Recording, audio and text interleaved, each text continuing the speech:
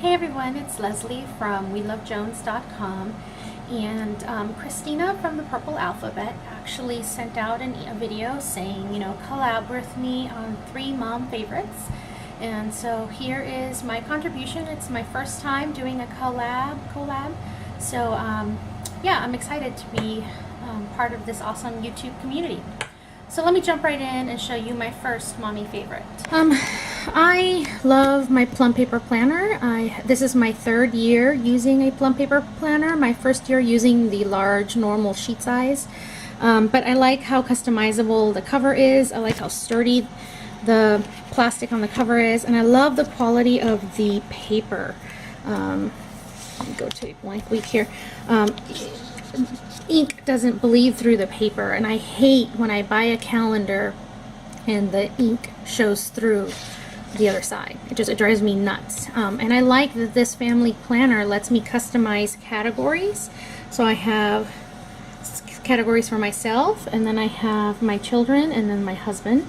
And every year I've kind of tweaked with what works. This year I'm really happy with the categories that I have for myself, because obviously it's my planner, so I need the most space for my stuff, and then the stuff that's specific to the other family members of my home. And I like the weekly layout. I like that I don't have to color code anything because of the categories are already pre-written in for me.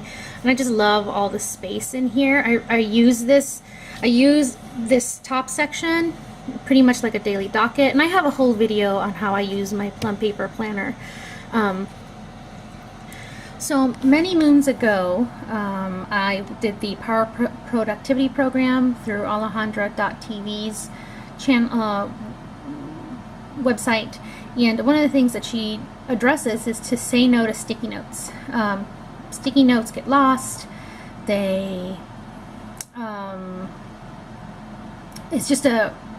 There's too much risk there that you could lose it or misplace it or it could fall off or whatever. And so she's a big advocate of having one notebook that you write everything in, and you use it as sticky notes. So each month has 2 notes pages, and then I added an extra notes pages to the back of my planner. And I use the notes pages for everything else. So I either write in each month, or I write in the back for kind of long-term sticky note use, or if I get a phone call or I need to write something down from a website, I do it in the back of my planner. And that way everything is always with me. I know I'm not going to be out somewhere wishing I had that sticky note I had written on. So yeah, that's one of the other reasons why I love my Plum Paper planner. I use it every day. My next mommy favorite is page flags. I know this has been done to death, but I'm very particular about the page flags I use. They have to be plastic. I'm not a big fan of the paper page flags. I know they're easier to write on, but these aren't impossible to write on. They have to be brightly colored, and they have to be plastic. They're just more durable that way, and I feel like the glue is better.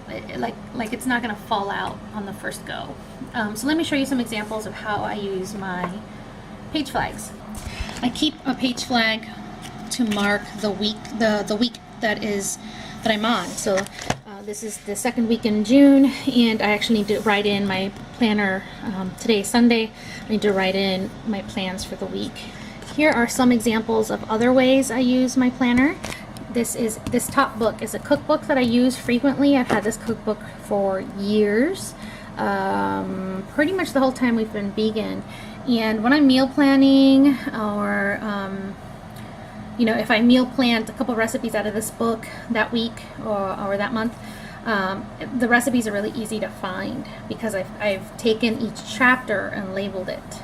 So when I'm looking for a recipe that I referenced in my meal plan, I can quickly find that recipe because I know I'm looking for a soup, I know I'm looking for an entree or whatever. And then this is the teacher's manual to my son's K3 curriculum, and it's a 12-month curriculum, so I just tabbed each unit each month. So yeah, that's the other thing I have done. I also tabbed with this red tab the instructions for circle time. And so that way, if I need a reference to that, I can quickly get there. And I tabbed at the back. I'm doing this one-handed, so bear with me. And in the back, I tagged anything that I needed as a reference. So these are rhymes that you use throughout the year, and it's double-sided, and then there are color rhymes. These are circle time rhymes, and then these are also for circle time. They're color specific, and I use this. You refer to that quite often. So I like having a system for something like this where you have your monthly units tagged, and then anything extra is tagged in a different color up above on the top. So you know kind of if I'm looking for a reference, it's tagged this way, and then if I'm looking for something specific for that month, it's tagged in a different color and going in this direction. So I don't know if I could function without my page flags. I'm really attached. I go through packs of them. I go through at least a pack a year. I'm currently on this pack, and I do regret that these aren't as large as these, because obviously these were great for using as actual tabs or dividers. And I just think it's great for anything nonfiction. If you're reading a fiction book, you don't need this, but if you're anything nonfiction, I definitely use them. Oh, probably overuse them. But yeah, I reach for them consistently. So my next favorite is this blog, Mommy Maestra. And as you can see, it's Discoveries of a Latina Homeschooler. I love her website and her pay teachers section, because I'm new to this homeschooling journey, and my children being bilingual is super important to me. And whenever I have a question, or I need a review, or I need a suggestion for an app, I know I can go to this website and find a resource for something that I might, I mean, or even if it's just fun reading to me, because it's so applicable to where I am in my life currently. And so the author's name is Monica Olivera. Here's just a quick flip through. She posts all of the time. She is a consistent poster, which I love. Sometimes you visit a blog and they haven't posted anything in months. I'm guilty of that as well, but Monica is a consistent poster. She posts all of the time. So I love her website. She's affiliated with a couple other programs, and you can learn more about that on her blog. But yeah, this website is one of my favorites. If you didn't catch the name of the blog on my blog, WeLoveJones.com, I actually have a link to this website under the tab websites we like, and you can just, there's a link to it. So yeah, I highly recommend this blog if you are also trying to raise bilingual children that speak English and Spanish. So that's it. Those are my 3 mommy favorites.